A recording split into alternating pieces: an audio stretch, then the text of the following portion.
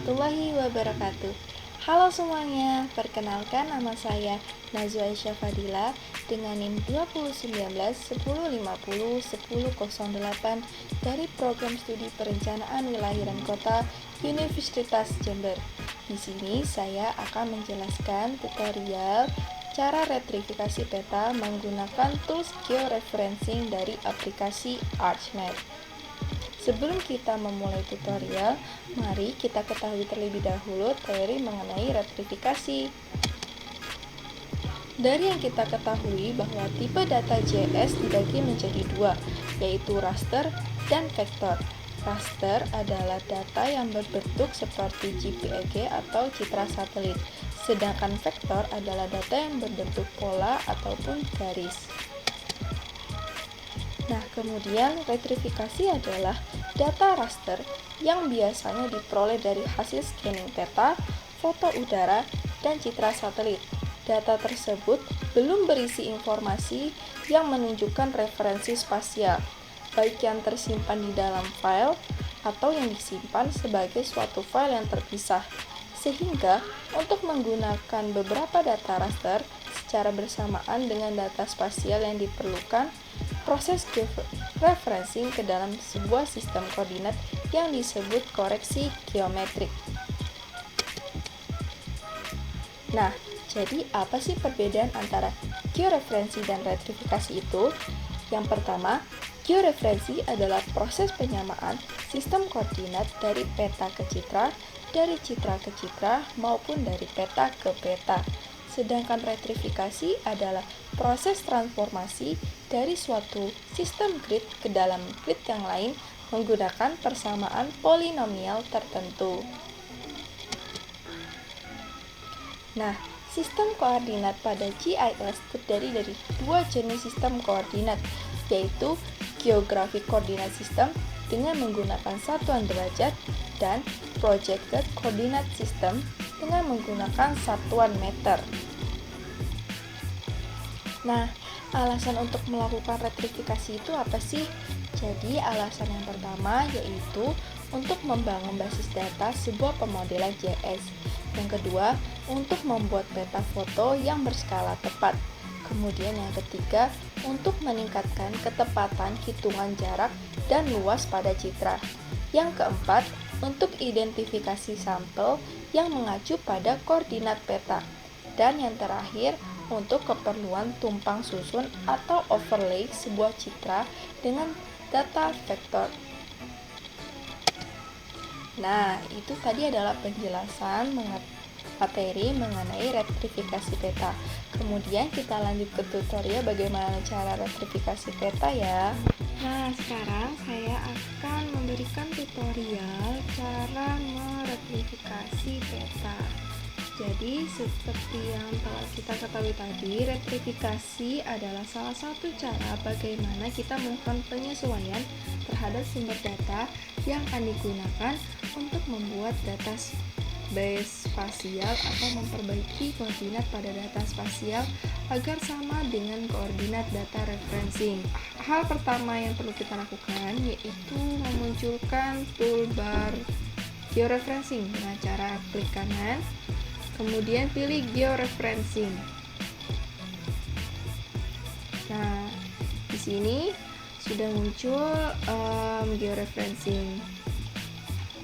Sebetulnya georeferencing ini ada fungsinya. Jadi fungsinya georeferencing ini adalah untuk melakukan transformasi data source kita ke sistem proyeksi yang sudah ada. Kemudian kita input peta yang akan kita gunakan, yaitu saya ambil peta land use-nya, kemudian kita tarik. Nah, maka akan muncul pemberitahuan seperti ini. Pemberitahuan ini terjadi karena tidak adanya titik proyeksi pada peta yang saya gunakan. Oleh karena itu, saya menggunakan tools georeferencing sebagai acuan untuk titik proyeksinya. Ini kita klik OK. Kemudian kita lihat di tabel of contents sebelah kiri terdapat tulisan RGB. Jadi RGB ini adalah tentang warna. Jadi kita contoh ambil ini kita pencet tools identify, kemudian kita klik warna merah ini. Nah, maka akan muncul nilai-nilai dari warna tersebut seperti ini. Red bernilai 254, green bernilai 0, kemudian blue bernilai 0. Nah, jika angka ini jumlahkan, maka akan menghasilkan warna merah seperti ini.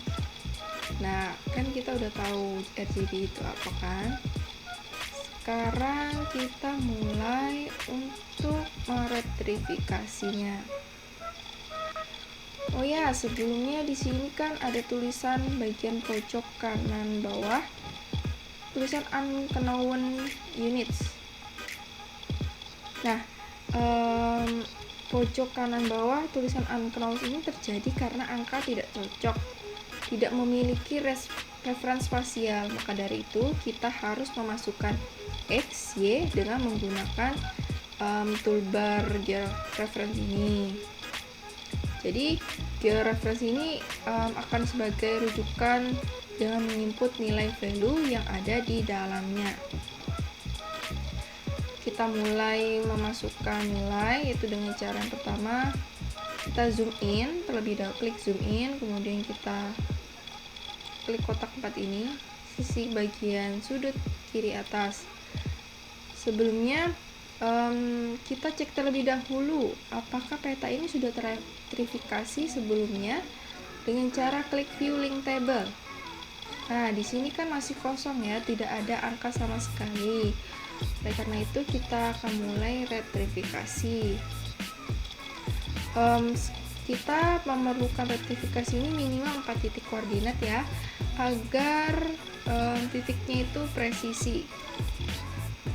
Setelah kita zoom, kita klik add control point, kemudian klik titik ini, titik plus ini, kita harus rata ya agar presisi. Klik, kemudian klik kanan, klik input X dan Y. Nah, setelah itu kita masukkan angka X dan Y. Angka X itu yang ada di atas dan Y itu ada yang di samping ini ya, yang Y ini yang horizontal, garis horizontal. Kita masukkan X nya yaitu 426000 dan Y nya yaitu 922400. Kemudian kita klik OK. Nah, ini kan hilang ya sementara. Jika ingin memunculkan kembali, kita klik full extend. Nah, setelah itu kan ini muncul angka 1 ya. Kita lanjutkan dengan retrifikasi garis lainnya. Kita ulangi lagi, yaitu dengan cara zoom in. Kemudian kita kasih kotak ini yang mana yang mau di zoom in, lepas. Kemudian kita klik add control points kembali, klik plus ini, kemudian klik kanan, input X dan Y. Kita masukkan kembali angka X dan Y nya. X nya yaitu 40000 dan Y 922400. Kemudian kita klik OK, lalu kita klik full extend lagi. Kita lanjutkan bagian kanan bawah. Ini kita klik zoom in, kita kotak ini kita pilih yang mau di zoom in, kemudian klik add control point kembali dan klik tanda titik ini, kemudian klik input X dan klik kanan dan input X dan Y. Kita masukkan kembali angka X yaitu 440000 dan Y 921200. Kita klik OK kembali, lalu klik full extend lagi, dan titik yang terakhir kita ambil yaitu sebelah kiri bawah ya, kita kotak. Nah, ini titik terakhir, add control point, kemudian klik kiri dan klik kanan, input X dan Y, masukkan angkanya yaitu 42600. dan yang Y yaitu 9212000. Kita klik OK dan full extend. Ini kita sudah memiliki 4 titik koordinat ya. Jika sudah, kita cek kembali view link table apakah yang titik koordinat yang kita retrifikasi berhasil atau tidak. Nah, ternyata berhasil ya, sudah memiliki 4 titik koordinat. Nah, pada total RMS error ini adalah jika semakin besar nilainya itu, maka kesalahannya itu semakin besar juga. Jika RMS errornya itu semakin kecil, maka atau mendekati 0, ketelitian mengkoordinat titik akan lebih tepat, maka kesalahan itu juga akan lebih sedikit. Di sini saya memiliki total RMS errornya itu 2 ya. Jadi tidak apa-apa. Nah, setelah itu kita klik adjust ini. Nah, setelah kita klik adjust, maka angkanya ini semakin berkurang karena mengikuti agar kesalahannya itu semakin sedikit. Ini angkanya sudah mendekati 0 ya. Nah, setelah itu karena total RMS errornya sudah mendekati 0, kita klik. Sudah selesai, kita close. Nah, setelah kita mengambil 4 titik ini, 1, 2, 3, dan 4, kemudian kita save dengan cara rectify. Nah, jadi rectify ini sama saja dengan save ya Pak Doni ya. Sedangkan update georeferencing sama dengan save as.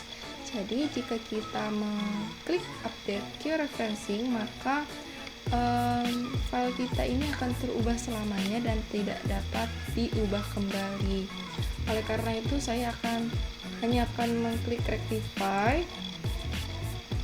Kemudian ini saya ubah menjadi 5.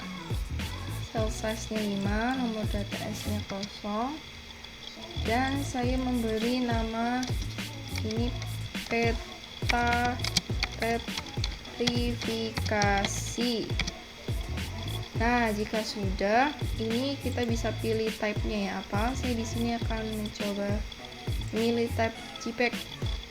Kemudian tinggal kita klik save. Ini dalam proses loading agak lama ya loadingnya.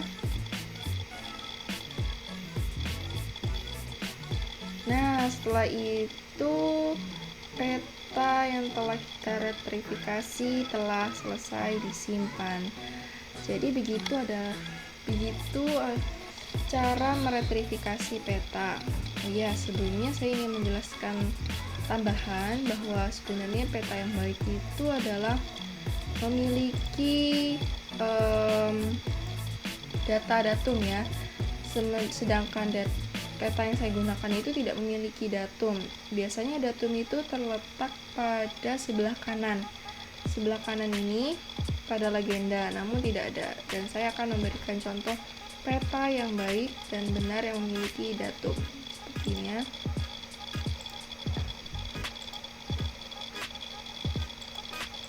Nah, ini adalah contoh peta yang memiliki datum ya. Yang kita lihat bahwa di sini diketahui bahwa datumnya yaitu WGS 1948. Maaf nih kebesarannya, dan memiliki zona selatan 48. Nah, ada yang tahu nggak sih maksudnya zona selatan 48 itu apa? Jadi zona selatan 48 ini maksudnya adalah mengetahui bahwa peta ini berada pada grid ke-48 dari selatannya garis khatulistiwa. Jadi datum ini sangat penting ya dalam peta bagi orang awam. Jadi bisa mengetahui mengapa angka-angka seperti ini didapatkan itu dari datum. Jadi begitu penjelasan saya Mohon maaf jika terdapat kata. Terima kasih sudah menonton. Wassalamualaikum warahmatullahi wabarakatuh. Dadah semuanya.